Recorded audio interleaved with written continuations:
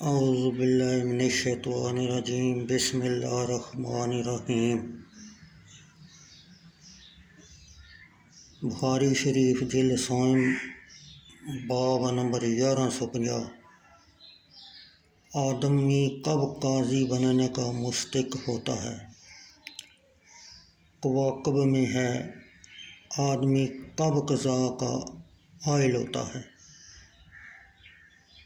حضرت حسن بصری رضی اللہ تعالیٰ عنہ نے فرمایا، اللہ عز و جل نے حاکموں پر لازم قرار دیا ہے کہ وہ خواہشات نفس کی پیروی نہ کریں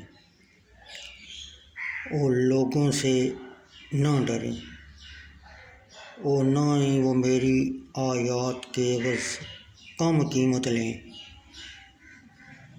یعنی رشوت نہ لیں۔ پھر حضرت حسن بصری رضی اللہ تعالیٰ عنہ نے یہ آیت مبارکہ پڑھی، اے داؤد، بے شک ہم نے تجھے زمین میں نائب کیا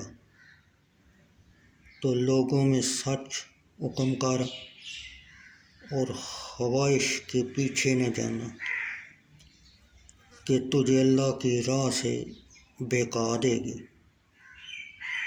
بے شک وہ جو اللہ کی راہ سے بہکتے ہیں ان کے لیے سخت عذاب ہے،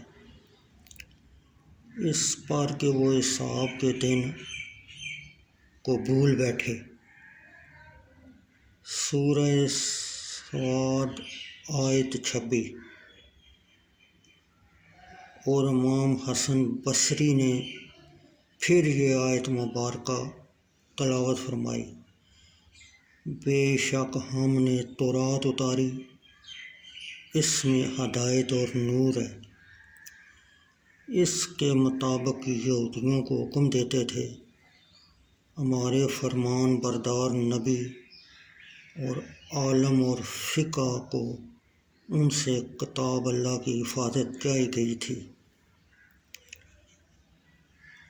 اور وہ اس پر گواہ تھے، تو لوگوں سے خوف نہ کرو اور مجھ سے ڈرو اور میری آیتوں کے بدلے دام نہ لو، اور جو اللہ کے اتارنے پر حکم نہ کرے ایسے لوگ کافر ہیں۔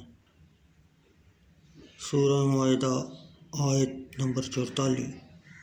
پھر حضرت حسن بصری رضی اللہ تعالیٰ عنہ نے یہ آیت مبارکہ پڑھی، اور داؤد اور سلیمان کو یاد کرو جب کھیتی کا ایک جگڑا چکاتے تھے، جب رات کو اس میں کچھ لوگوں کی بکریاں چھوٹیں اور ہم ان کے حکم کے وقت حاضر تھے، ہم نے وہ معاملہ سلیمان کو بھیج دیا اور دونوں کو حکومت اور علم عطا کیا۔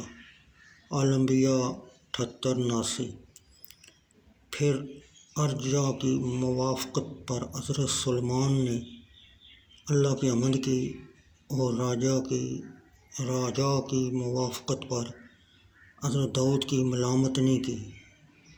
اگر اللہ عز و جل ان دونوں کے واقعہ کو ذکر نہ کرتا تو یہ سمجھا جاتا کہ قاضی ہلاک ہو گئے۔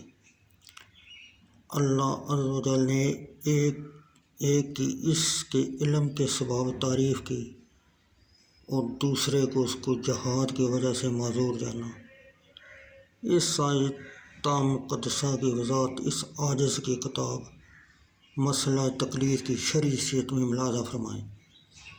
مزاحم بن ظفر نے کہا، عمر بن عبدالعزیز نے ہم سے کہا، قاضی میں 5 صفات ہونی چاہیے، اگر ان میں سے ایک بھی کم ہوگی تو یہ اس میں عیب ہوگا۔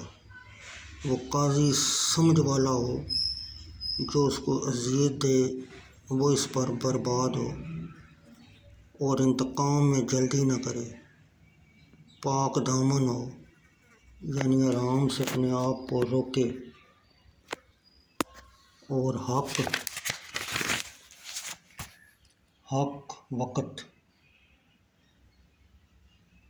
قوی اور مضبوط ہو، صاحب علم ہو اور علم کے بارے میں اہل علم سے بہت سوال کرنے والا ہو۔